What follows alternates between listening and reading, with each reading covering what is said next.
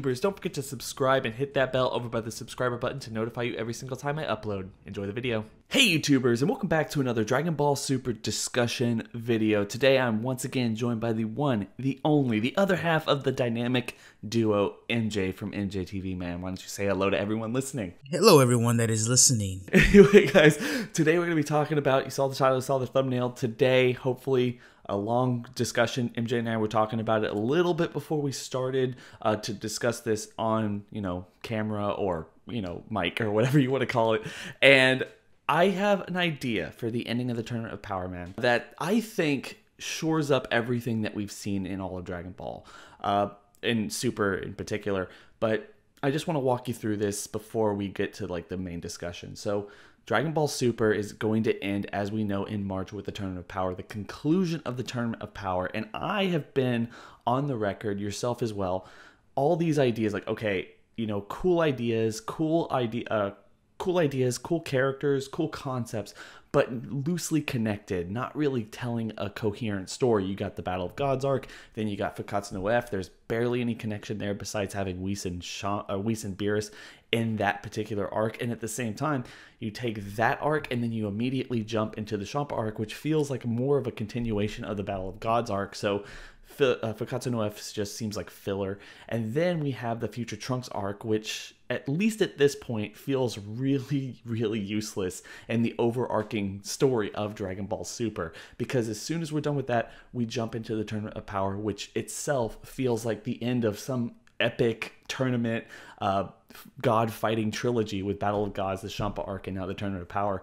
But I have an idea for how we can utilize the only thing that came out of the Future Trunks arc and give it some weight, give it some meaning, and basically utilize characters maturing in order to get us to the very end of the series and save Goku, save Universe 7 from a potential defeat from Universe 11 and not have them being erased. And that is Goku versus Jiren.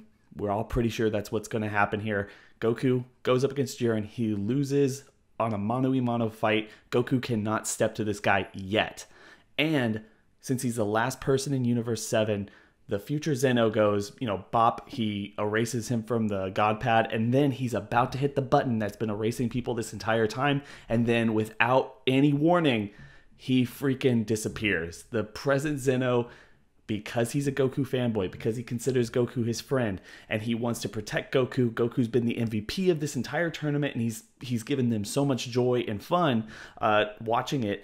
He wants to protect it and erases his future self and essentially declares, two winners. Goku gave him a whole lot of fun, so they get to live, What are your thoughts? No, I would like that because depending on what happens, when you look back at the tournament, Goku has a lot of eliminations. At one point, Vegeta had more, but then I think Goku got either close to him, tied him, or is above him. So either way, Goku has a lot of eliminations, right? And with that being said, you can kind of say he is the MVP, at least of this tournament and of his universe. And if that's the case, I would like that. You have the present Zeno show his maturity, show his growth since we've seen him in the Champa arc, and kind of just become this fan of, Goku comes to realization that I don't want to get rid of my buddy, I don't want to get rid of this guy, so he instead takes out Future Zeno, and I would kind of like that to declare two winners. You're right, you have Jiren who technically won it, and then you have Goku who's kind of like the MVP and who had a lot of eliminations, because think about it, even Roshi has more eliminations than Jiren.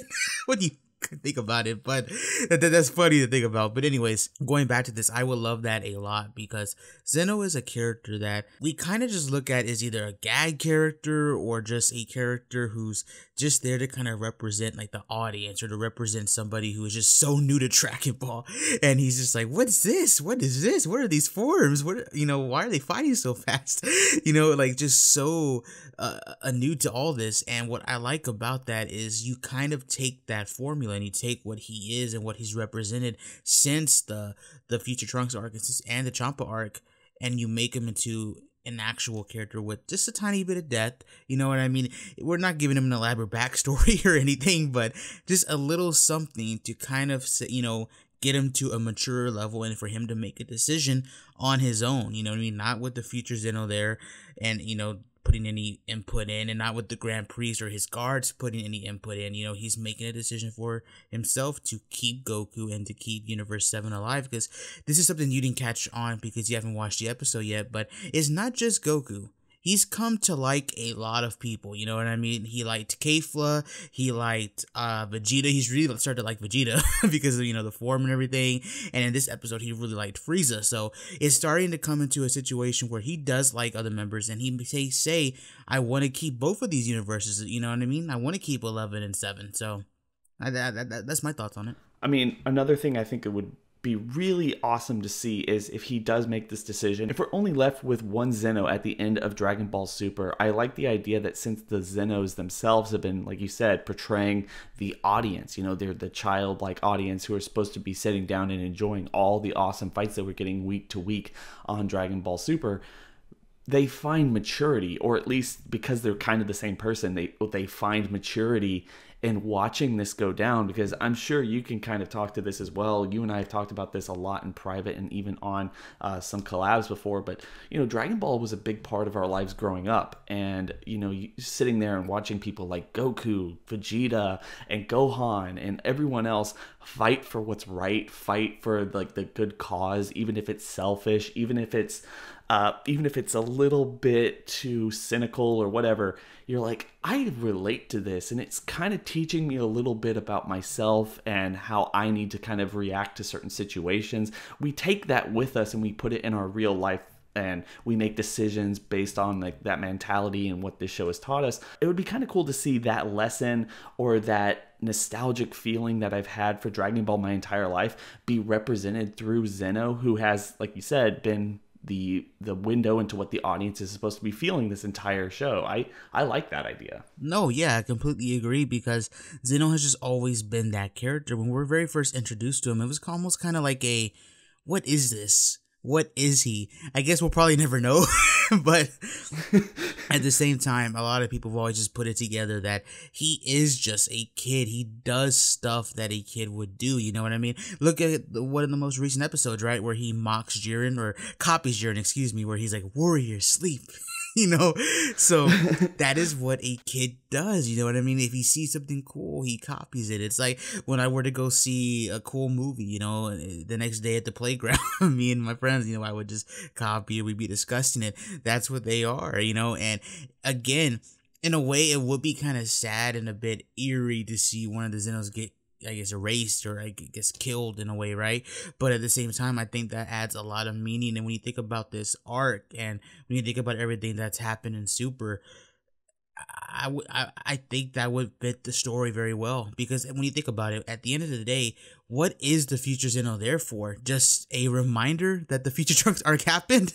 Really? So I think Present Zeno getting rid of him and taking him out of the story, and perhaps just there being one Omni King, one king of everything, I think that fits the story better, and I think it fits it better for the future, for if we ever do get another series to come, or a new movie, or like a side story, whatever it is, a TV special, whatever it is to come into the future. I think it overall fits better that we just have one Zeno, you know, and not that second one that's kind of lurking, because we don't really need him. And I'm talking from an in-universe and out-of-universe perspective, you know? No, yeah, and I completely agree with that. Plus, like you said, there's no real meaning for the future Zeno, and it would also serve as, I think, a cool narrative thread. I don't know if you've thought about this, but just the idea that, you know, Dragon Ball Super started with retellings of the movie stories. Obviously, they knew that people weren't really going to be watching, and it's weird to think about it if this were to be the ending.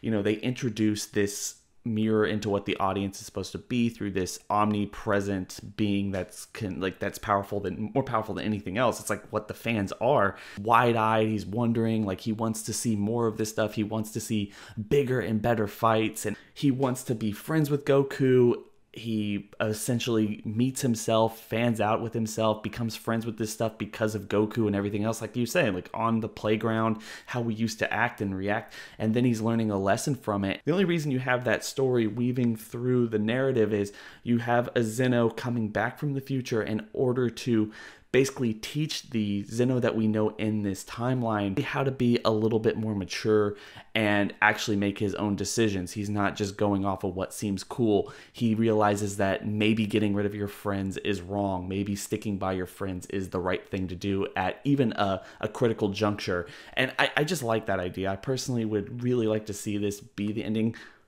Probably not. This probably has how it isn't going to end, but you're right. The future Zeno probably just doesn't need to stay around, and this would give a reason for him to exist and also to be gone as we get to the very end of the series. No, yeah, I completely agree with you because you just hit the nail on the head.